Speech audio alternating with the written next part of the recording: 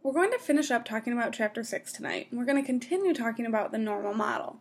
So it's easy to find the percent when you are exactly 1, 2, or 3 standard deviations from the mean, because we can use the 68, 95, 99.7 rule.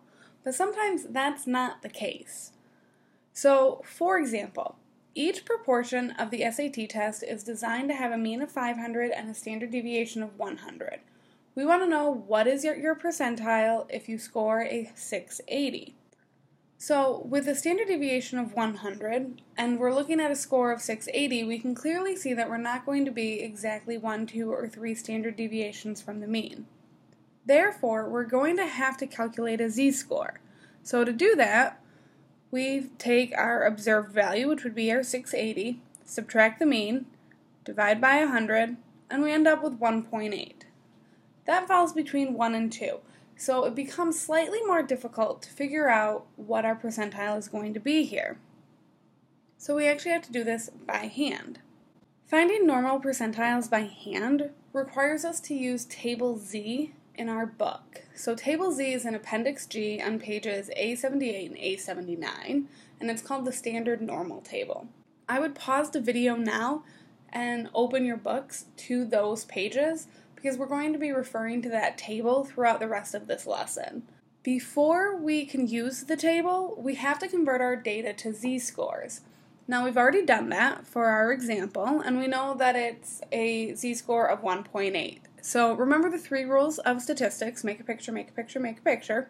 So it's always helpful to draw the normal model whenever you're doing normal model problems. So we've drawn it here, and we're showing that our z-score of 1.8 is right here. And we're looking for our percentile, so that's this cutoff, so we did better than everybody down here, so we're looking for the shaded area. Now in the table, it always gives us the values that are below, so if we were looking for the above values, we would have to subtract it from 100%, or 1. But using the table, so the table going down the column gives the first 2 digits of your z-score, and then going across in the row, it gives you the last digit of your z-score. So you always want to round your z-scores to 2 decimal places.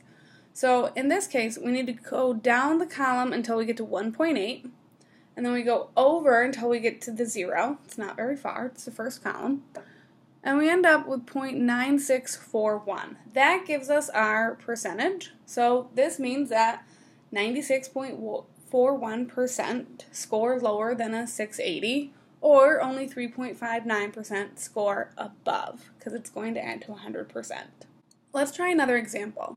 I want to know the proportion of SAT scores between 450 and 620. In order to determine the proportion in between 2 values, we have to actually calculate the z-scores for both values.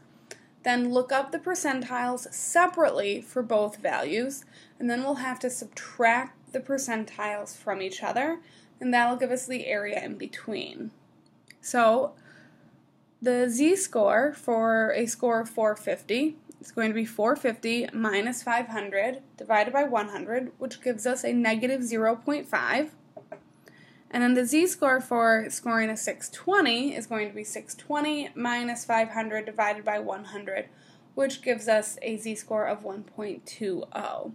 I want you guys now to, again, pause the video, take your books, and try and find the percentiles for these 2 z-scores. So the percentiles you should get are going to be 0.03085 and 0.8849 for each respective z-score. And then to find out the proportion that are in between those, we're going to take those 2 proportions and subtract them. So the proportion between ends up being about 57.64%. Again, it'd be helpful to draw a picture here. I apologize for not having one. Working backwards from percentiles to z-scores. So sometimes we're given our percentile and we need to figure out what z-score corresponds to that percentile. Now, it always works no matter what your mean and standard deviation are, because according to the model, no matter what your data is, 68% are within 1 standard deviation, 95 within 2, 99.7 within 3. The area under the curve will always be the same for the same distance from the mean. So if we have the percent but are wondering what our z-score is, we can still use the table, we just have to do it backwards. So for example, we want to find the z-score for the cut point for the 25th percentile. First we have to turn that into a percentage, which is 25% or 0.2500, because if you note the percentiles have 4 decimal places, so we need to make sure that we have 4. We're not going to be able to find exactly 25% in the table. So what we do is we actually will go through and look for the one that is closest. Whether it's below or above does not matter, but the one that is closest to the percentage we are looking for. So for the 25th percentile, the one that's closest is 0.2514. It's pretty close. It'll work.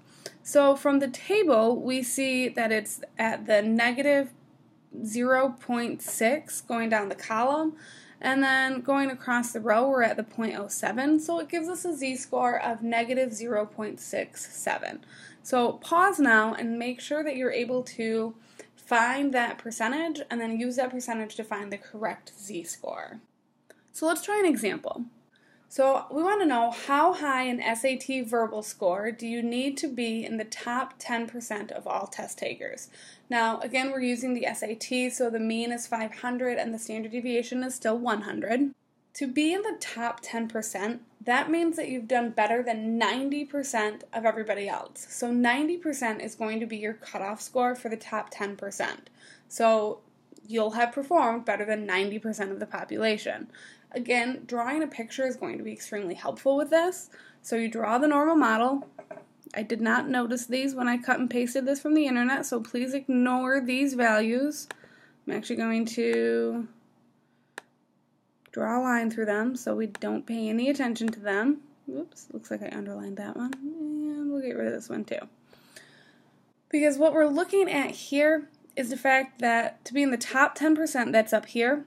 So if you are 10% here, you have 90% here. We read left to right, so this is 0%. So that means that this cutoff is the 90%, or 0.9.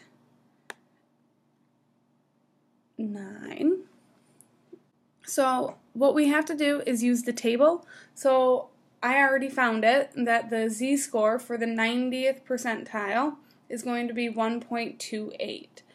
If you go ahead and look that up in your table, you'll find that it's between 1.28 and 1.29 that are closest, but the z-score of 1.28 gives us the closest to 90%.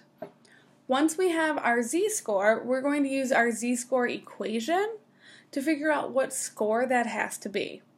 So we plug our z-score into the z, so 1.28 equals, we're looking for our observed value, minus our mean, divided by our standard deviation.